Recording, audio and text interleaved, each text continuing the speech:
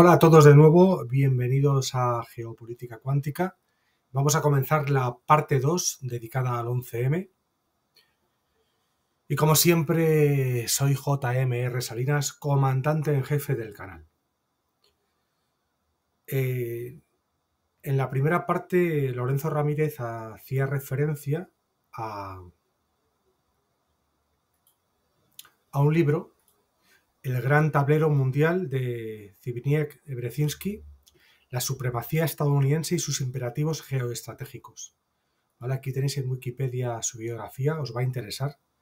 Es uno de los tipos así conocidos de las últimas décadas más importantes en cuanto a la geopolítica estadounidense. Aquí tenéis el libro, El Gran Tablero Mundial. Y luego que no se me olvide recomendaros, por supuesto, el libro de Bruno Cardeñosa, 11M, Claves de una conspiración. Sorprendente los personajes que salen en la portada, por cierto. Todos los protagonistas. Bueno, bastantes de los protagonistas. Vale. Vamos a continuar con los extractos de la entrevista de Pedro Baños a Lorenzo Ramírez. Adelante. ¿Qué te chirría a ti de esta actuación?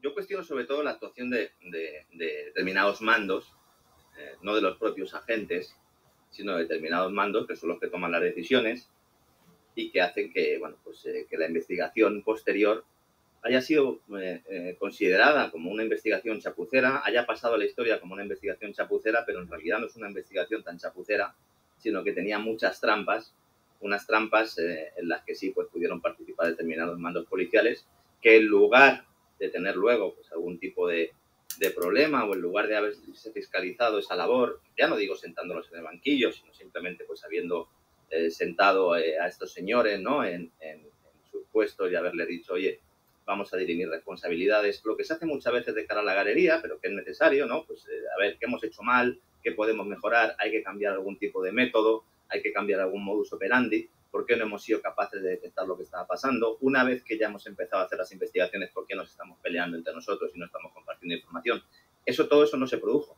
Y todos esos mandos han acabado de directores de comunicación de empresas del IBEX, de embajadores en países del primer mundo, condecorados, con medallas. Entonces, oiga, si algo está claro en el 11M es que toda la investigación post-11M estuvo llena de irregularidades. Si ustedes están al cargo, estaban al mando durante esos momentos, ¿por qué son premiados? Es más, porque luego incluso son recuperados por otros gobernantes. Respecto a la mala praxis de algunos agentes, fueron... Vale, vamos a avanzar. Todo esto hay que hablar, ¿no? Los propios agentes y los propios responsables de segunda línea, vamos a llamarlo así, a los cuales yo no solo respeto, sino que admiro y en muchas ocasiones han sido mis fuentes, son los primeros que saben que esto es una gran mentira. Y cuando hablan contigo te lo dicen. Mira, Lorenzo, esto es una gran mentira. Tú lo puedes decir, pero yo no.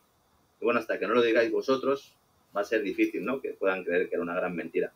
Pero realmente mucha gente honrada, buena parte de la información que aparece en el libro me la ha facilitado la policía y la Guardia Civil. Con la comunidad de inteligencia no he tenido tanta relación, pero en contra de lo que mucha gente piense, el CNI está fuera prácticamente de todo el 11M.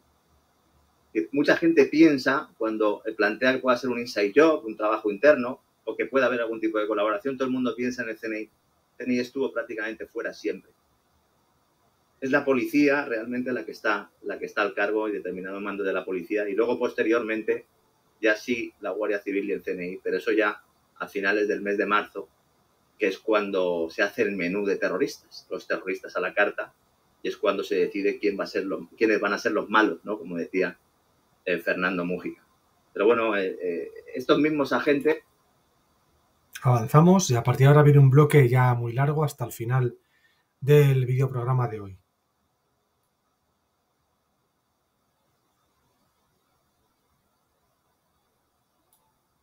Pues llevar a la tumba, ¿no? Aunque nada más sea por prestigio personal y profesional. Pero se llegaron a fabricar incluso pruebas falsas para enturbiar, para embarrar, para distraer. Bueno, hay algunas que para el propio juez es una prueba falsa. Es decir, por ejemplo, el Skoda Fabia es una prueba falsa. Y es una prueba falsa hasta el punto de que se retira en el juicio. Skoda Fabia es un coche que, bueno, donde estaba aparcada la furgoneta de Alcalá, la famosa furgoneta en la que luego aparecieron los detonadores que llevaron a la mina de Asturias. Esa furgoneta que antes de llegar a la comisaría de Canillas se habían hecho algunas inspecciones, incluso con perros, no se había encontrado nada. Luego llega Canillas y evidentemente pues ahí aparecen un montón de cosas en una hora que permanece muerta en el hangar de los TEDAS, y también que compartían con la policía científica. La policía científica, cuando ya abre, se encuentra esa furgoneta llena de elementos. Hay muchos indicios que pueden plantear que esa sea una prueba falsa, también evidentemente la mochila número 13, pero el caso del Skoda Fabia es muy relevante porque de repente, 3 meses después, descubren que hay un coche aparcado también en esas inmediaciones, y ahí aparece el ADN de varios supuestos terroristas, entre ellos de Alequema Lamari, que era el que les faltaba, que realmente era el que les faltaba para juntar a todos los teóricamente suicidados de Leganés, ¿no? Ese coche había estado aparcado un montón de tiempo, le habían puesto muchas multas, había estado aparcado en otra zona y nadie había dado aviso a su verdadero dueño. Es un coche que prácticamente con toda seguridad ha sido utilizado por la comunidad de inteligencia, y este coche, bueno, era tan evidente que no estaba allí el día del atentado que fue retirado, ¿no? Es por poner un ejemplo de una prueba que incluso el propio tribunal quita. Pero ahí hay 3 pruebas fundamentales, ¿no? Que uno es la mochila de Vallecas, que es una mochila que aparece posteriormente. Es una mochila que estaban esperando algunos mandos a que apareciera. Yo no sé si tenían algún tipo de bola de cristal, pero cuando aparece la mochila de Vallecas hay un mando que dice, bueno, pues ya están todas, ya nos podemos ir a dormir tranquilos porque ya no hay más bombas, lo cual tiene su tela, ¿no? Luego la propia furgoneta de Alcalá, fundamental, y luego, bueno, pues todo lo que tiene también que ver con el piso de Leganés y con la casa de Morata de Tajuña. La casa de Morata de Tajuña, donde teóricamente se fabrican las bombas, era un piso controlado por la policía, por la UCIE, que es la Unidad de Terrorismo Exterior, dentro de la brigada de la Comisaría General de Información, y lo utilizaban para captar islamistas. Y el piso de Leganés, donde se suicidan, vuelvo a decir, presuntamente o supuestamente los terroristas, también era un piso marcado que se utilizaba para realizar operaciones de narcotráfico. Entonces empezamos a ver determinados elementos. ¿Cuál es la prueba fundamental que no se analizó? Los trenes. Los trenes es el escenario del crimen, ¿no? Que se destruyen en menos de 48 horas, ¿no, Lorenzo? En realidad no se destruyen todos, ¿no? Se ordena el desguace para destruirlos en menos de 48 horas, lo cual pues ya nos indica, ¿no?, hasta qué punto había que taparlo todo, porque evidentemente en el caso, por ejemplo, del accidente del Albia, permanecieron los restos un montón de tiempo guardados. Cualquier persona que tenga un mínimo conocimiento sabe que no solo en el ámbito policial, sino de las propias compañías de seguros, hay que guardar prácticamente todo para luego tener la posibilidad también de revisarlo y por si hay algún tipo de situación también judicial, ¿no?, que se pueda reabrir el caso. Se destruye prácticamente todo, pero no todo. Es decir, hay algunos vagones que todavía permanecen en instalaciones de Renfe, vagones en los que, según el propio Sánchez Manzano, responsable de los TEDAS, entran policías judiciales llevándose cajas de elementos y de pruebas que no sabemos dónde están, que realmente no sabemos dónde están. Y bueno, pues según sus propias declaraciones, esas cajas existirían. Estaría bien saber lo que contenían y por qué se tapó todo esto, ¿no? Pero evidentemente ahí hay una labor de ocultación clara. Todo el caso gira a pruebas externas. Si se destruyen los trenes, si las 2 mochilas que no explotan, siempre y cuando consideramos que esas 2 mochilas pertenecían al atentado original, yo tengo serias dudas. Si esas 2 mochilas no se analizan tampoco, porque al intentar bueno, pues desactivarlas, neutralizarlas, como se dice en el argot, explotan, y además no se hace un análisis de esas mochilas, lo cual también es inaudito. Es decir, por mucho que digan algunos en el juicio, todo TEDAC sabe que eso al final hay que analizarlo, pero si no tenemos los trenes, no tenemos los explosivos, nos hace falta algo para montar el caso, ¿no? Y se monta sobre una mochila que no explota, que no estuvo en ningún momento en el andén del Pozo, porque los TEDAS revisaron hasta en 4 ocasiones esos andenes y luego fueron metiendo uno a uno todos los efectos en las bolsas. Luego se inventaron una tesis para intentar justificar que alguien había visto esa bolsa, pero en realidad no la vio nadie. De hecho, es que por no ser una mochila, es que es una bolsa de deporte, ¿no? López Bru le llama la bomba número 13. La bomba número 13 le llamo yo, López Bru le llama la bolchila de Vallecas, ¿no? Porque claro, en realidad no era una mochila, era una bolsa de deporte que no tenía nada que ver con, supuestamente, ¿no?, con las otras mochilas. Y además, evidentemente, esa bomba lleva metralla y según dijo la jefa de forense, y además sigue repitiendo, una mujer muy luchadora y muy valiente, no tenían metralla las víctimas, con lo cual esa mochila nunca pudo estar en esos vagones, ¿no? Y es la propia furgoneta de Alcalá, que es otro elemento externo, donde aparecen unos detonadores que nos llevan a toda la pista asturiana y luego ya ayudan a montar toda la historia con el chino, el tunecino, etcétera, etcétera. Sí, mira, lo de la furgoneta de Alcalá ya lo hemos comentado. En realidad, ¿qué tenían que ver los suicidados de Leganés, los aparentemente suicidados o teóricamente suicidados de Leganés, con los atentados, Lorenzo? Mi opinión personal, porque vamos a ver, lo que nos dicen las pruebas básicamente es que ellos están en una trama de, por un lado, habría tres elementos aquí. Los asturianos, que son los que proporcionan los explosivos teóricamente, la banda del chino, que sería la que compra los explosivos, y luego la banda del tunecino, que serían los supuestos islamistas, ¿no? El chino era un tipo que, bueno, pues en el libro ya explico un poco que nadie le llamaba el chino, nadie de la banda le llamaba el chino le llamamos nosotros porque la propaganda ha hecho que le llamáramos el chino. Sores Trasorras, el minero de Asturias, le llamaba Mowgli. En realidad tampoco se llamaba Yamal Amidán, y lo especifico en el libro. Casi con toda seguridad era un agente marroquí. No era un islamista, era un drogodependiente, traficante, bueno, pues, una persona muy violenta, usaba armas y realmente pues no cuadraba prácticamente nada, ¿no?, con lo que tiene que ver con un terrorista islámico. El tunecino, hay serios indicios también a través del Confidente Cartagena de que fuera un colaborador de la UCIE, tunecino familiar de Maimouni, que es el que en teoría fue responsable de los atentados de Casablanca y que también tenía colaboración con las fuerzas y cuerpos de seguridad del Estado, seguramente para realizar algún tipo de labor de captación. Y ellos lo que estaban era un poco en ese entorno, en ese contexto. El chino un poco en el AMPA un poco más tradicional, ¿verdad? Trapicheo de drogas y en alguna ocasión, pues sí, parece ser que intentando comprar explosivos, al menos eso nos dice la tesis oficial, y luego la banda del tunecino, que serían los supuestos islamistas, los supuestos yihadistas, ¿no? Hay gente, investigadores, que consideran que ellos pusieron las bombas y que luego hay otros autores intelectuales fuera. Yo, mi opinión personal es que ellos nunca estuvieron en los trenes. El único que seguramente pudo estar es Said Berraj, que está fugado, en teoría protegido por el gobierno de Marruecos, y que es la persona que realmente se tropieza con las dos testigos rumanas y con el pasajero, ¿no?, de ese tren, que es un pasajero que se llama Félix Alonso Holguín, que también tiene un canal de YouTube, que también le acompañaré, que es guardia civil, y él está convencido de que era Said Berraj, porque cuando le hicieron la rueda de reconocimiento, él lo identificó como Said Berraj y no como Yamal Zougam, que es el culpable oficial, ¿no? No hay ninguna imagen de estos tipos, ninguna, en los trenes de la muerte, ni siquiera entrando en ninguno de los andenes.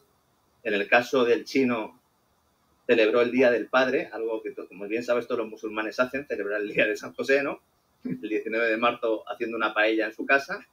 En Morata de Tajuña, en la casa donde se suponía que habían montado las bombas, hizo una fiesta. Y fíjate lo preocupado que estaba el hombre, que se dio cuenta de que le habían robado unos corderos y se fue a increpar a los vecinos, y como no encontró los corderos, se fue a la comisaría a poner una denuncia. Fíjate lo culpable que era este hombre. Y luego el caso del tunecino, ¿no? Que el caso del tunecino pues también acudió a dependencias policiales y en este caso sí que dejó de pagar una renta, pero no les empiezan a buscar hasta que ya han pasado ya muchos días, ¿no? Al que sí meten en la cárcel desde el principio es a Yamal Zougam, pero Yamal Zougam, aparte de que, bueno, pues yo creo que es el tipo contra el que menos pruebas hay y el que al final se ha comido el marrón, a él ya le habían buscado y le guardaban la matrícula desde que, buscando la célula española de Al-Qaeda en el 11S, sus relaciones con Abu Dada hicieron que tanto Garzón como Dolores Delgado intentaran empapelarle. No pudieron. Recibió una visita de dos tipos del CNI, le hicieron una oferta, la rechazó y, según su propio testimonio, uno de sus agentes estaba el día de la detención y le dijo: Yamal, si nos hubieras hecho caso, no te hubiera pasado esto, ¿no? Es gravísimo lo que estoy diciendo. Yo creo que seguramente no haya nada más grave. Hay que ser valiente y decirlo. Hay muchos investigadores que ahora parecen tener miedo y que no quieren hablar de esto, a pesar de que en su momento pues se hicieron mucho ruido y lo plantearon, ¿no? Y se indignaban mucho. Bueno, yo esa ha sido quizás mi mayor decepción, ¿no?, escribiendo este libro, ver cómo algunos parecen haberse olvidado. Es como si hubieran hecho un trabajo y ya lo hubieran terminado, ¿verdad? Bueno, atención a esta frase: es como si hubieran hecho un trabajo y ya lo hubieran terminado. Bueno, deducción mía. ¿Cuánto periodista no trabajará para la inteligencia? O colaboradores de la inteligencia, ¿no? Entonces hacen su función de despiste, de intoxicar, de manipular, en fin, incluso entre los distintos clanes de la comunidad de inteligencia. Bien. Quiero que lo volváis a ver porque bueno, la sonrisilla que echa es significativa. Hay que ser valiente y decirlo. Hay muchos investigadores que ahora parecen tener miedo y que no quieren hablar de esto, a pesar de que en su momento pues se hicieron mucho ruido y lo plantearon, ¿no? Y se indignaban mucho. Bueno, yo esa ha sido quizás mi mayor decepción, ¿no? Escribiendo este libro, ver cómo algunos parecen haberse olvidado. Es como si hubieran hecho un trabajo y ya lo hubieran terminado, ¿verdad? Pero además a esos suicidados del piso de Leganés no se les hizo autopsia, ¿verdad? No se le hace una autopsia como tal, se hacen unas pruebas forenses, que realmente pues ahí hay una batalla jurídico-legal, ¿no? Porque realmente no es autopsia lo que se le hizo, pues se les hicieron unas pruebas, pero no se pueden hacer autopsias, porque entonces también se podrían descubrir, ¿no? Muchos elementos importantes. Es notable el que no hubiera rastro de sangre en las paredes después de esa explosión. Es muy probable que no estuvieran vivos, ¿no? Antes de que se produjera esa explosión. Y bueno, pues hay muchas incógnitas también, como el hecho de que las supuestas llamadas en las que se ponen en contacto con sus familiares, a pesar de que todos tenían teléfonos móviles con tarjetas conocidas por la policía, y en muchos casos los teléfonos pinchados, pues todos hicieron cola para llamar con el mismo terminal, lo cual pues evidentemente también nos dice que ahí sucedieron cosas muy extrañas. Las horas no cuadran. A los geos se les avisa por la mañana antes de que supuestamente se encontrara el inmueble. Hay varias teorías o varias historias que intentan justificar que se encontrara ese inmueble cuando, como digo, era ya un piso marcado. Uno se escapó corriendo porque bajaba a tirar la basura. Es decir, es un poco una estracanada y si no fuera tan grave, pues podría incluso levantar alguna sonrisa, ¿no? Pero desde luego el episodio de Leganés es un cierre de expediente, como se llama en el argot. Había que cerrar el expediente. Faltaba el componente suicida para que se pudiera acusar a esta gente de ser islamista y bueno, pues se le suicidó convenientemente. Luego, fíjate, le intentó reabrir ese expediente la juez Corocillán, ¿verdad? Lo que pones en el libro es impresionante. Yo eso no lo sabía, ese apartado, ese aspecto concreto no lo sabía, que intentó reabrir la causa, acabó desplazada de la carrera y encerrada en un hospital psiquiátrico, y lo que tú has dicho, de encima, en aislamiento. ¿Y nadie se le ha ocurrido investigar en esa línea? Bueno, ella acusó directamente al comisario Villarejo y al grupo del comisario Villarejo de estar detrás de toda esta operación, de haber recibido todas las presiones del mundo. El trabajo de Corocillán es muy interesante porque en las pesquisas que ella abre a raíz de una denuncia contra Sánchez Manzano, porque esto era una denuncia contra Sánchez Manzano, van a declarar determinados mandos, personal de Renfe, y bueno, pues cuentan cosas muy interesantes y que se salían completamente fuera de la versión oficial. Yo recojo buena parte de esos testimonios. Ese es el gran caso olvidado, el gran caso de Corocillán, y para que nadie investigara y para que nadie metiera las narices tenían que desacreditar a la propia jueza, como así fue. La presionaron tanto que yo no sé hasta qué punto, ¿no? Es cierto que acabó teniendo esos problemas psicológicos, parece ser que sí, por las fuentes que yo he consultado parece ser que sí, pero se le apartó y se le incomunicó. Y fue un aviso navegante, ¿no? El que quiera meterse en este jardín ya sabe lo que le puede tocar, ¿no? Las cloacas del Estado trabajan completamente al margen de la ley. No trabajan al filo de la ley, no. Trabajan al margen de la ley. Y todo el caso Villarejo nos ha demostrado un modus operandi clásico que está respaldado por los ministerios del Interior. Que esto es lo grave, realmente, ¿no? Porque todo el mundo se le puede ir la mano en mayor o menor medida. Se supone que esto solo pasa en países no democráticos, también pasa en países democráticos. Y bueno, pues ella le acusó directamente a él de realizar estas presiones, de realizar estos chantajes y de apretarle las tuercas. Si hubiera llegado hasta el final, pues seguramente el problema habría sido aún mayor, ¿no?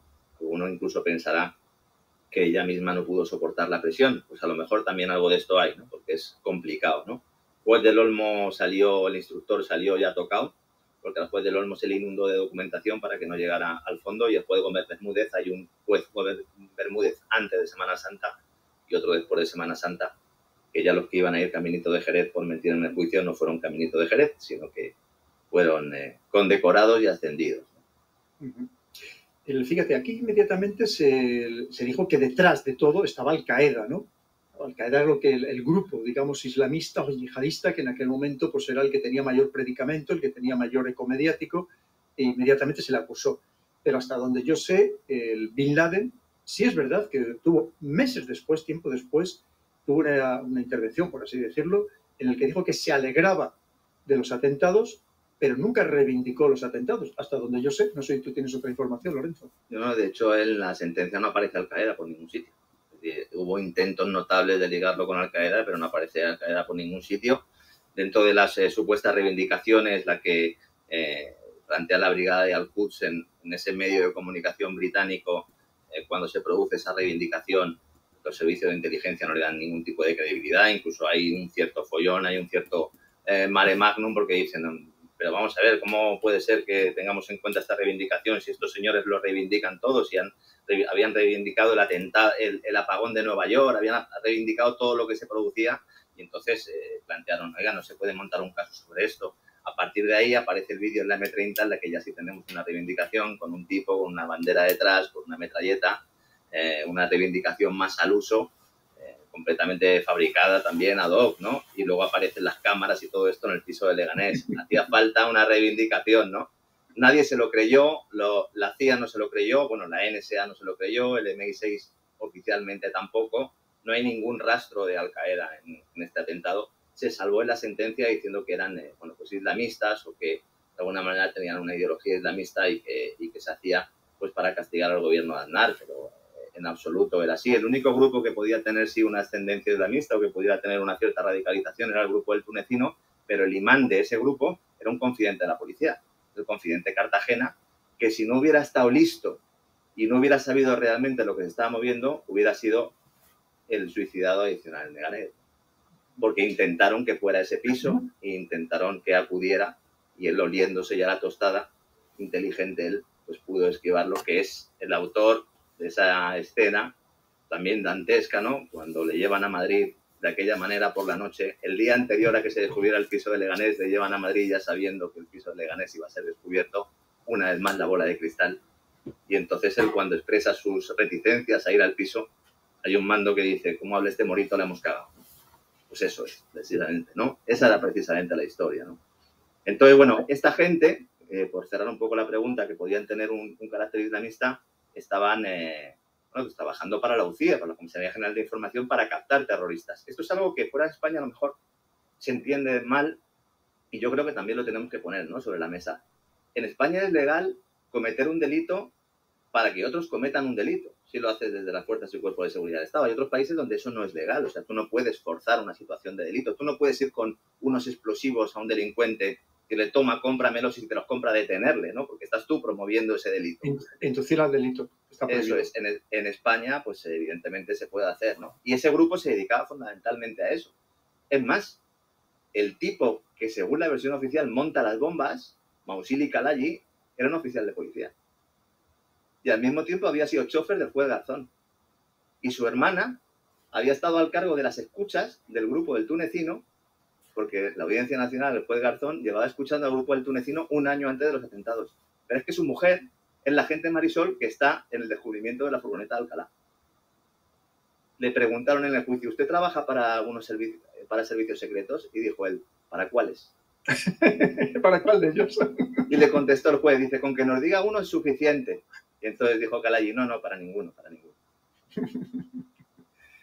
Lorenzo, hay un apartado del libro, lo mismo, no vais a hacer un spoiler porque quiero que todos, nuestra audiencia, y sé que a partir de ahora te van a llamar de muchísimos sitios para entrevistarte, no tengo ninguna duda, ¿no? Pero hay un apartado que me llamó mucho la atención que tú llamas el amigo americano, y entre comillas, la palabra amigo. Esto es un poco, la expresión la recoge un poco de Fernando Múgica, también falleció. López Bru luego también la recoge en su libro, ¿no? Y yo lo que cuestiono es la política de alianza y hasta qué punto Estados Unidos, en general la cúpula de la OTAN es amigo de España. Hago un repaso un poco por algunas de las historias principales, el atentado de Carrero Blanco y todo ese viaje de Adolfo Suárez a Estados Unidos, esa visita de Kissinger, como realmente el atentado de Carrero Blanco pues abre las puertas de España a una OTAN, algo que se produciría finalmente después del 23F. Planteo también cuál ha sido la política de alianzas en torno, por ejemplo, a las cesiones a Marruecos, también tuteladas y auspiciadas por Estados Unidos, por esa cúpula de la OTAN, y en general pues hago una crítica, hago un análisis y una crítica también al mismo tiempo de toda esa injerencia extranjera en la política española que en nuestros días, bueno, pues yo creo que ha llegado a unos niveles ya absolutamente vergonzosos, ¿no? Es tremendo cómo nos ponemos de rodillas ante el amigo americano Hay otros países que podría decir, bueno, están peor. Lo de Alemania no tiene nombre, ¿no? Realmente lo que ha hecho Alemania no tiene ningún nombre, claro, porque alguno puede decir, bueno, España al final es un país pequeño, necesita un aliado internacional, pero nosotros nos habían vendido que la alianza transatlántica era mala y que lo bueno era hacer una alianza con Europa, y se había castigado mucho a Aznar precisamente por tejer esa alianza transatlántica, y hoy nos damos cuenta de que en realidad la alianza transatlántica siempre ha estado ahí, y que no somos aliados, sino que somos vasallos, somos súbditos. Y encima nuestro papel estratégico importante, que era ser la puerta del Mediterráneo, la puerta del Estrecho, pues ahora resulta que tenemos un hermano mayor, que es el Marruecos, que es quien se está llevando ahora todos los parabienes, ¿no? Con lo cual ni siquiera tenemos el beneficio que podríamos lograr de todo eso. Si tuviéramos inversiones, si tuviéramos el gas natural licuado americano a mejor precio, si nos hicieran algún tipo de descuento, pues podríamos entender esa alianza, pero evidentemente no es así. No es así, ni mucho menos. Mira, pues ya sobre este tema te voy a hacer la última pregunta. Me gustaría luego dejar, aunque sea 20 minutillos, para hablar un poco de otros temas internacionales, que si tú quieres, aquí tienes el canal a tu disposición para hablar de muchos temas en profundidad. Pero la pregunta es, hablas tú de el Gladio 2.0. ¿Qué es la operación Gladio? ¿Qué significó? La operación Gladio, bien, ¿eh? Sí, la operación Gladio es la red Gladio, iba así el nombre por la espada, ¿no? Los romanos, fundamentalmente es conocida porque se destapó en Italia, es ahí donde se destapa más, desde un ámbito judicial, incluso presidentes admiten su existencia. La red Gladio era una red que se plantea hacer, pues ya Dulles, cuando era el máximo responsable de las OSS, antes de que fuera la CIA, justo después de la Segunda Guerra Mundial, se llega a un acuerdo con algunos oficiales alemanes, algunos oficiales nazis, de esos, ¿no? Que la operación Paperclip, de esos que fueron poco a poco trasladándose a Estados Unidos, para ir creando una red de terroristas, una red de grupos subversivos dentro de Europa, para que en el caso de que hubiera gobiernos de extrema izquierda o gobierno de izquierda, pues poder realizar operaciones stay behind, se denominaba, ¿no? Operaciones de detrás de la línea. Todo esto salta a la luz precisamente por unas investigaciones en Italia, donde aparece también implicada la Logia P2, la masonería, el Banco Ambrosiano, toda esa mafia también, ¿no? Y bueno, pues ha dado lugar a mucha literatura, a mucho cine. Esa operación Gladio es investigada por el Parlamento Europeo, se descubre que tuvo diferentes ramificaciones en distintos países. En España es uno de los países donde menos tuvo. Curiosamente, también lo planteo y lo analizo en el libro, aunque buena parte de la génesis del GAL viene de esa operación Gladio.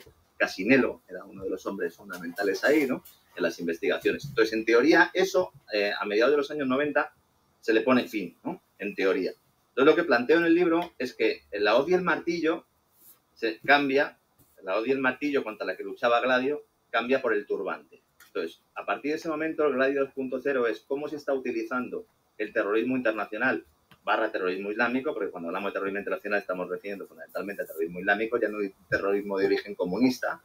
Entonces, se está utilizando como proxy para que los servicios de inteligencia cometan determinados atentados de bandera falsa. Tenemos múltiples ejemplos, ¿no?, de ello. Cuando empezamos a analizar las pistas de determinados movimientos, de determinadas cúpulas supuestamente yihadistas, encontramos siempre algún elemento anglosajón, algún elemento norteamericano. En el caso de Bin Laden es evidente, ¿no?, con la creación de los mujahidines y todo lo que tiene que ver con Al-Qaeda. Con Al-Qaeda, que por cierto, los propios mujahidines nunca se consideraron a sí mismos Al-Qaeda. Al-Qaeda era el nombre de la base, era una especie de listado, ¿verdad?, que era donde tenían allí pues todos esos mujahidines, y ellos nunca se han considerado, ¿no?, con un nombre Al-Qaeda, pero hay que buscar marcas para vendérselo a la sociedad. Gladio 2.0 sería el uso del terrorismo islámico. Ojo, no estoy diciendo que todo el terrorismo islámico sea esta factura, sino el uso del terrorismo islámico para cometer determinadas operaciones. Y esto no es una teoría de la conspiración, es una conspiración a secas, y ya ni siquiera conspiración, porque hemos visto en las últimas horas como los ataques, por ejemplo, que ha hecho Estados Unidos contra Irak han sido ayudados y respaldados por miembros del Estado Islámico del ISIS, que es creado fundamentalmente para luchar contra Bashar al-Assad y para apoyar a las fuerzas de la OTAN. Primero, en su momento, en la guerra de Yugoslavia, y ahora, pues evidentemente, o después, posteriormente, en Oriente Medio. El uso del terrorismo islámico por parte de los servicios de inteligencia occidentales para crear una falsa dicotomía, para generar un falso debate y sobre todo para promover regulaciones ad hoc que vayan cercenando libertades y derechos de los individuos. Eso es el Gladio 2. Fíjate que esto ya empezó en los años 50 con lo que se llamó el Pacto de Bagdad, fomentado por los británicos. Los hermanos musulmanes fueron utilizados por los británicos, y así podemos hablar y hablar. Bueno, los hermanos musulmanes realmente, más que utilizados, podríamos decir que fueron creados, ¿eh? Y de hecho, Hamas es una rama de los hermanos musulmanes, creada precisamente para meter el dedo en el ojo al gobierno egipcio y que posteriormente Israel vio que podía servir como némesis para justificar un mayor gasto militar y una mayor fuerza en los territorios ocupados, ¿no? Hemos visto